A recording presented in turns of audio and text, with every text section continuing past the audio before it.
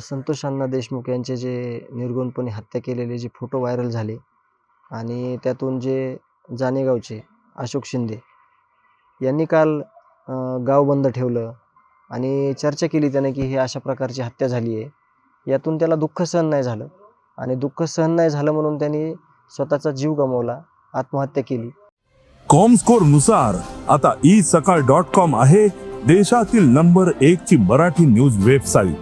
प्रत्येक अपडेटसाठी isakal.com ला नक्की भेट द्या।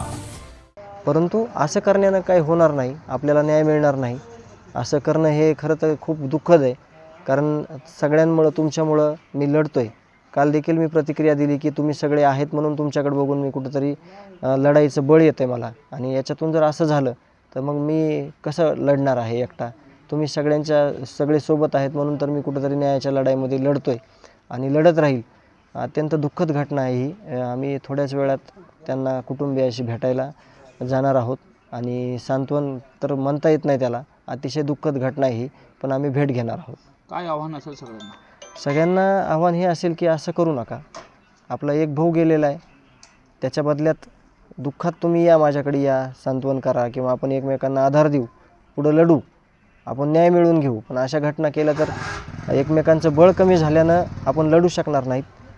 शांततेत संविधानाच्या मार्गाने जे काही आपल्याला जी भूमिका आहे आपली न्यायाची ही पुढं घेऊन जाऊ, आणि असं करणं चुकीचं आहे, असं करणं टाळा। कारण जेणेकरून आपण जर निराश झालो, आपण जर हताश झालो तर आपली लढाई कमजोर कुठंतरी झाली नाही पाहिजे, असं माझं मत आहे।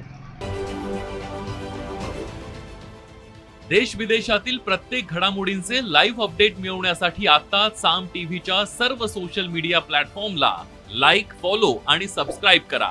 तसंच सर्व नोटिफिकेशनसाठी बेल आयकॉन प्रेस करायला विसरू नका।